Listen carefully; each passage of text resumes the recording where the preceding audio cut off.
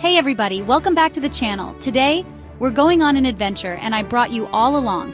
We're going to the Potala Palace in Tibet. The Potala Palace is in Lhasa, Tibet, and it's like this really old, really important building. I'm talking UNESCO World Heritage site, important. It's got history, culture, and probably some really old snacks lying around somewhere. So buckle up, Buttercup, because we're about to dive headfirst into this amazing place. Let's go! Alright, first up, we've got the Red Palace. This iconic structure is not just a feast for the eyes, but a treasure trove of history and spirituality. And no, it's not named after my favorite shoes, although that would be pretty cool. The Red Palace is actually the heart of Tibetan Buddhism. This part of the palace is all about spirituality. Imagine walking through halls where monks have meditated for centuries. It's like the VIP section for religious stuff. Only the most sacred rituals and ceremonies take place here. Think temples, chapels, and all sorts of fancy rooms dedicated to Tibetan Buddhism. Each room tells a story, each corner whispers ancient secrets. You know, the Dalai Lama? He's like a really big deal. His influence extends far beyond these walls. Well, this is his old stomping ground. Imagine the decisions and meditations that have taken place here. We're talking centuries of history here, people. This place has seen it all, from the rise and fall of empires to the daily lives of monks. And the walls? Don't even get me started on the walls. They're like a canvas of history. They're covered in these incredible murals. Each one is a masterpiece, depicting tales of spirituality and history. I'm talking intricate designs, vibrant colors, stories from way back when. It's like the walls themselves are alive, telling you their secrets. It's like walking into a history book, but way more colorful and way less dusty. You can almost feel the past come alive. Now, I'm not saying you're gonna reach enlightenment just by looking at them, but it's gotta count for something, right? The sheer beauty and detail are enough to make anyone pause and reflect. Just imagine being surrounded by all that history and beauty. It's an immersive experience that connects you to something greater than yourself. Next up, we've got the White Palace. And no, it's not where they keep the polar bears. This is the Dalai Lama's old digs, his crib, his palace penthouse suite. Can you imagine living in a place like this? Talk about an upgrade.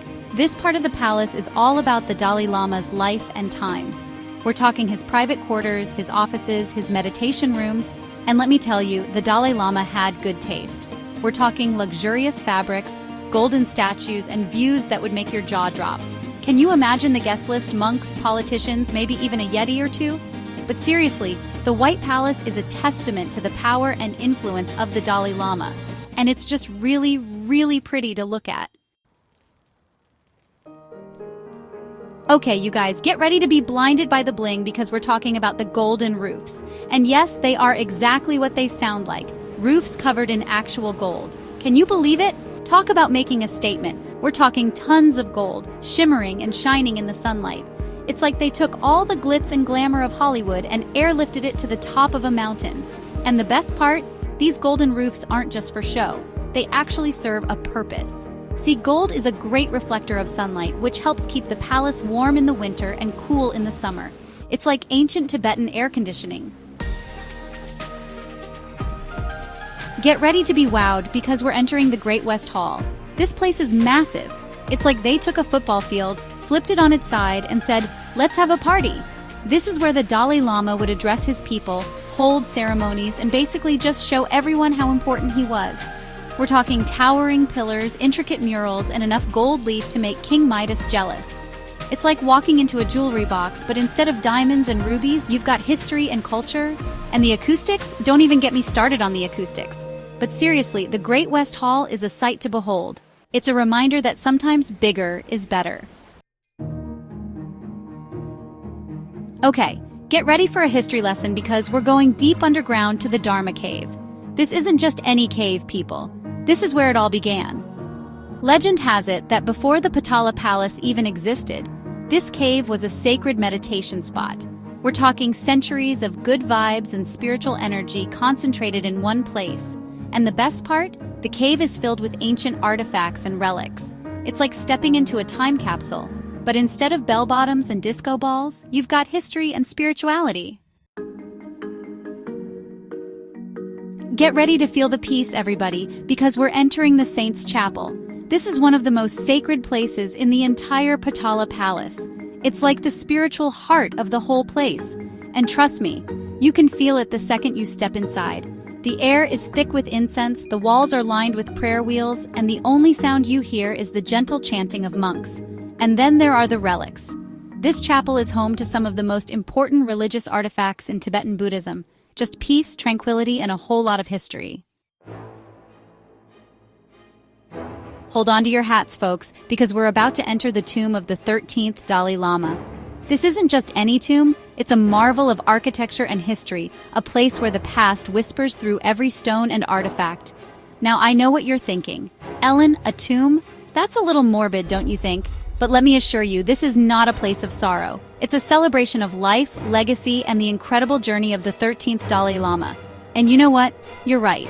It might seem a bit somber at first glance, but trust me, once you step inside, you'll see it in a whole new light. But trust me on this one.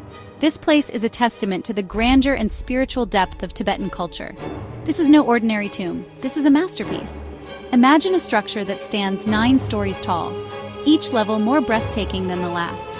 We're talking 9 stories tall, covered in gold, and adorned with thousands of precious stones. The sheer opulence is staggering.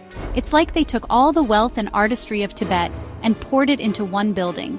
Every inch of this place tells a story, from the intricate carvings to the lavish decorations. And the inside?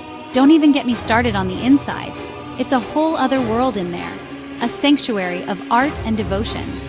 We're talking intricate murals, golden statues, and a giant stupa containing the remains of the 13th Dalai Lama himself. Each mural tells a story. Each statue holds a piece of history. It's like walking into a treasure chest, but instead of gold coins and jewels, you've got history and spirituality. This tomb is a living museum, a place where the past and present coexist in perfect harmony. Welcome to the Assembly Hall, the heart of Potala's political power. Forget your boring town hall meetings. This place has seen it all. Imagine a room buzzing with monks, officials, and dignitaries, all gathered under one magnificent roof. This isn't just a hall, it's a time machine to a bygone era of Tibetan governance. Picture this: sunlight streaming through stained glass windows, illuminating the vibrant tapestries and intricate woodwork. You can almost hear the echoes of debates, pronouncements, and maybe even a few disagreements. Hey, even holy men have their moments. From the ornate pillars to the colorful murals depicting historical events, every inch of this hall whispers stories of a fascinating past. Shh, everybody, be quiet. We're about to embark on a journey into a place of tranquility and history. We're sneaking into the meditation cave. This isn't just any cave, it's a sanctuary where silence speaks louder than words. Okay, maybe not sneaking, but we gotta be respectful, right?